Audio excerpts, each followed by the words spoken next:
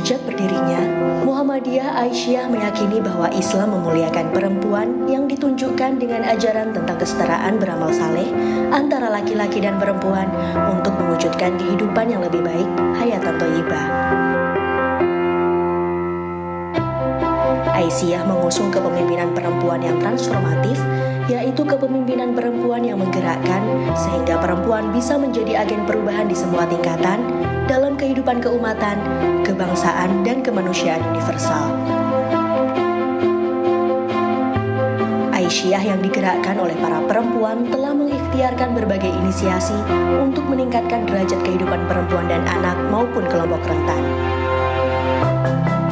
Inisiasi pendidikan anak usia dini melalui keberadaan TK Aba hingga ke pelosok negeri yang terdepan, terluar, dan tertinggal bahkan hingga mancanegara.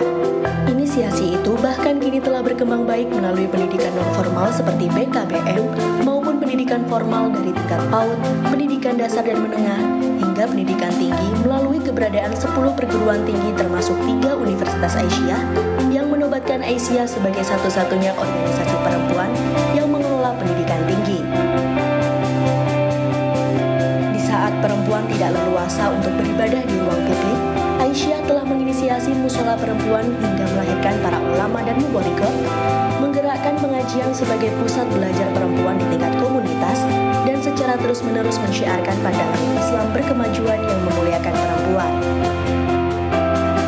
Terwujudnya akses kesehatan ibu dan anak juga digerakkan oleh kepemimpinan perempuan Aisyah melalui penyelenggaraan Kongres Bayi, pendirian Balai Kesehatan Ibu dan Anak, Klinik Pratama, hingga Rumah Sakit Aisyah. Juga menyelenggarakan pendidikan untuk melahirkan tenaga kesehatan yang berkhidmat di seluruh pelosok negeri. Pemberdayaan ekonomi perempuan juga menjadi fokus perhatian para perempuan penggerak Aisyah untuk meningkatkan kesejahteraan perempuan sehingga perempuan memiliki kemandirian. Pemberdayaan ekonomi dilakukan dengan pendampingan kelompok bina usaha ekonomi keluarga Aisyah atau Bu Eka, kelompok tani, maupun kelompok nelayan. Kepemimpinan perempuan juga ditandai dengan partisipasi perempuan dalam pengambilan kebijakan dan penganggaran hingga tingkat desa. Aisyah telah mendorong perempuan untuk terlibat dalam musyawarah perencanaan pembangunan, terlibat dalam berbagai kelembagaan, hingga mendorong lahirnya kebijakan di tingkat nasional, provinsi, daerah, maupun peraturan desa yang berperspektif perempuan. Aisyah telah menjadikan pemilihan umum yang berkeadaban menuju demokrasi substantif sebagai salah satu isu strategis gerakan agar pemilu tidak hanya bersifat prosedural semata. Padahal perempuan telah memberikan suaranya dan memberikan mandat kepada wakil rakyat maupun pemimpin yang terpilih untuk menyuarakan aspirasi perempuan dan kelompok rentan sebagai bagian dari warga negara. Mengawal keterlibatan perempuan sebagai penyelenggara pemilu di berbagai tingkatan maupun wakil rakyat juga menjadi agenda gerakan Aisyah.